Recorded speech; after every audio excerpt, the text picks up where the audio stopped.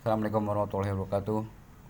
Kembali channel Matar Bicara mau bercerita tentang masa kecil di tahun 1960-an, tapi khusus bercerita tentang ketika masih bolos masa SD. Saya kalau bolos punya perencanaan ke sono kemari, bisa atur waktu. Akhirnya pas mau bolos ya bolos. Suatu hari saya bolos sekolah nyusuri Jalan Tamrin, masuk ke kedutaan Jepang. Kita senang banget dilayanin, dikasih tahu gambar-gambar, foto-foto pembangunan Jepang pada saat itu.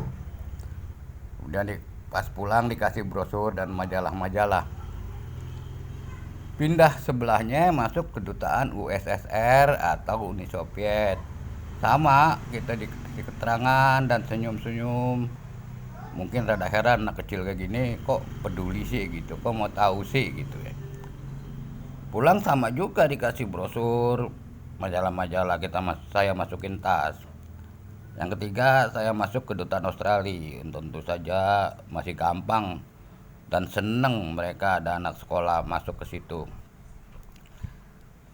Karena Australia ini bahasa Inggrisnya yang dipakai, saya cuma bisa tahu oke dan thank you. Akhirnya setelah dikasih brosur, setelah dikasih penjelasan itu dan kasih brosur dan majalah, saya pulang.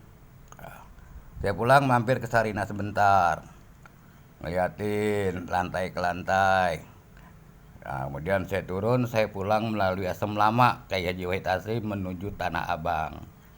Dari pasar Tanah Abang saya muter Jati Bundar dan balik ke rumah persis barengan sama anak sekolah lain.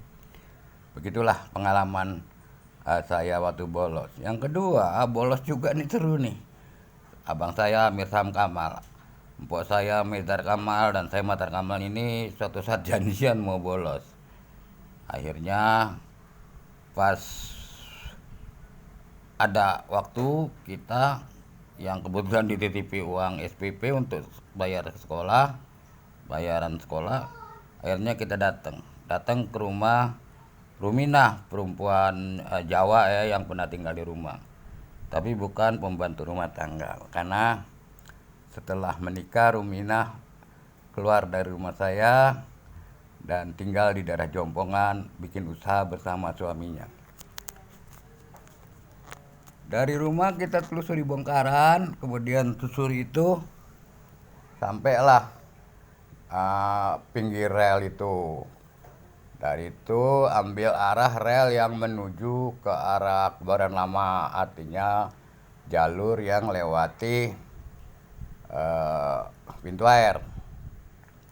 Saat itu kawasan itu padat pemukiman karena habisnya dibongkar zaman Ali Sadikin. Di sana banyak tukang jajan, tukang makanan, juga ada kelompok-kelompok tukang makanan minuman pikul yang keluar dari sono.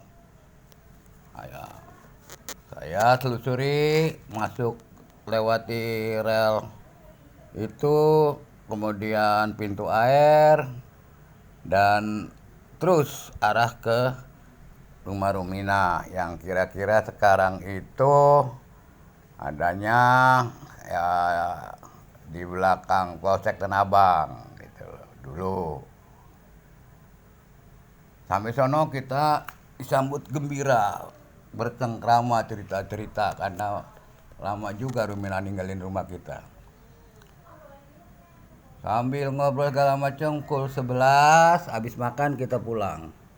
Pamit dan dikasih duit sekedarnya saja untuk jajan. Balik lagi lewat jembatan itu pintu air. Nggak jauh dari pintu air, nggak tahu gimana, empok saya lihat di pinggir rel, wah duit tuh, duit, langsung diambil, kemudian dihitung-hitung, alhamdulillah bayaran bisa kebayar yang kita pakai tadi. Kemudian sisanya dibagi bertiga. Baliklah kita sekitaran anak-anak sekolah pulang.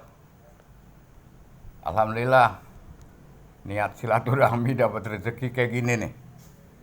Semoga Cerita hikmah ini juga pernah dialami oleh orang-orang pada zamannya.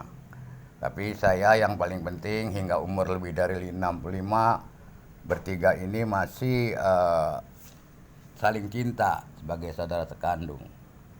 Inilah cerita bola saya di masa kecil saat SD sekitar penghujung tahun 1960-an. Paling tidak kita selamat dari bahaya. Bayangkan kalau ayah tahu uang bayaran dipakai buat jajan, habislah kita. Tapi Allah punya kehendak lain karena silaturahmi kita. Semoga ini membuka kenangan-kenangan masa SD, apalagi tahun 60-an awal 70-an.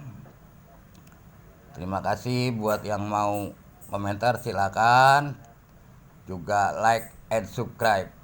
Terima kasih. Assalamualaikum warahmatullahi wabarakatuh.